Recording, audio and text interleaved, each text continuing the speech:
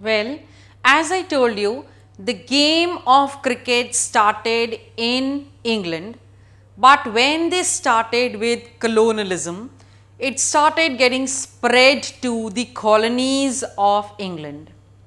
They believed that the game of cricket had to be a fair game, as the English believed that they were very fair, and they believed that the Indians or other people living in other colonies were not fair enough to play this game.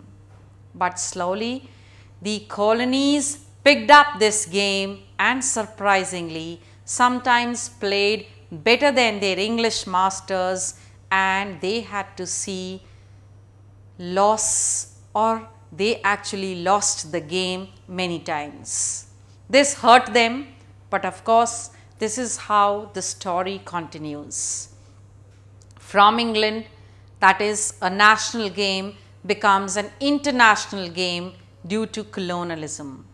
And it also gets a mixed feeling of nationalism amongst the people living in the colonies, who feel that the Britishers were wrong when they said that the Indians were not fair to play this game, and the spirit of unity which actually developed due to this game when they made a national team for themselves against the British.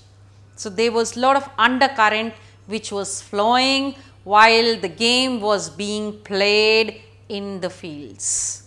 Now, before the actual start of the chapter, let's know about famous dates that every cricket lover must know.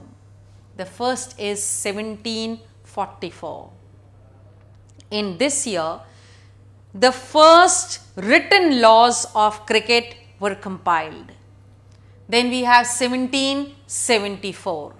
The law, which is the leg before wicket, was formulated in this year. Then we have 1787. The famous Marylebone Cricket Club was established in this year. 1792. The first Indian cricket club, the Calcutta Cricket Club, was established. Then we have 1848. The cricketing pads were introduced in this year in cricket. 1932.